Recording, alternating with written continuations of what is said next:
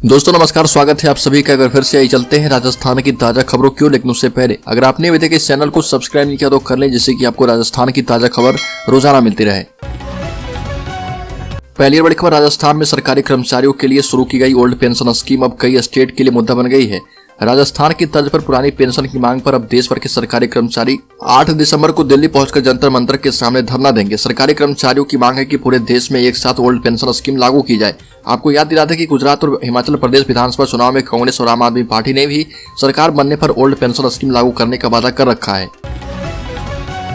अगली खबर, 250 पुलिस कर्मियों ने 10 किलोमीटर तक किया रिहर्सल। 3500 पुलिसकर्मी रखेंगे भारत जोड़ो यात्रा के दौरान नजर। संभाग सहित जयपुर से आएगा जाब्ता।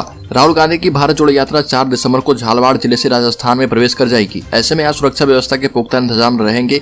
जिले में 3500 पुलिसकर्मी पूरी यात्रा के दौरान चप्पे चप्पे पर नजर रखेंगे। संभाग के चारों जिलों से हर थाने का जाब्ता यहाँ पर तैनात रहेगा। राहुल गांधी की यात्रा के दौरान संभाग के कई थाने खाली हो जाएंगे।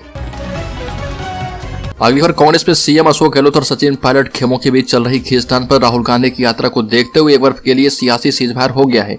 इस बीच कांग्रेस के संगठन महासचिव केसी वेणुगोपाल ने 2 महीने के बाद एक बार फिर से नए सिरे से नेताओं की एक दूसरे के खिलाफ बयानबाजी पर चेतावनी दी है।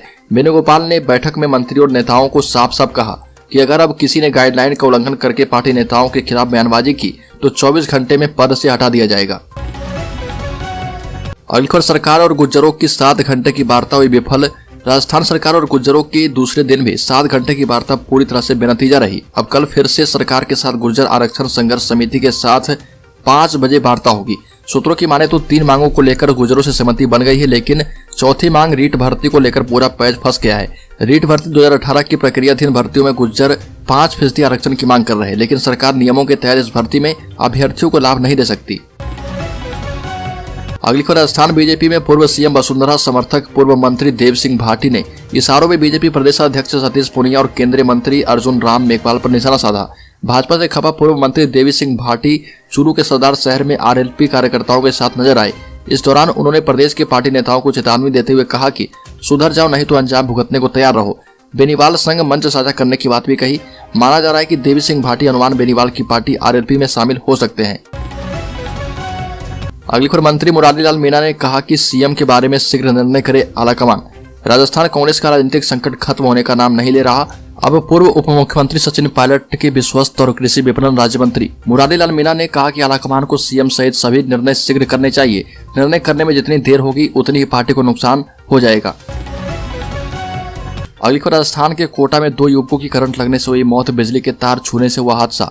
राजस्थान में कोटा जिले के दिगोद इलाके में 2 युवकों की बिजली के करंट से झुलसने से मौत हो गई। दोनों युवक बोरिंग करने वाले वाहन की छत पर बैठे थे।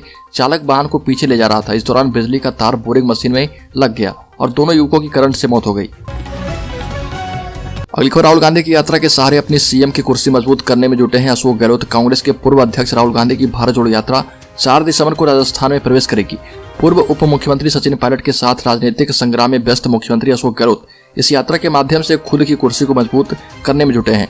इस लिहाज से यात्रा का प्रदेश में भव्य स्वागत करने से लेकर सभी तरह की आवश्यक प्रबंध करने में कोई कमी नहीं छोड़ी जा रही है।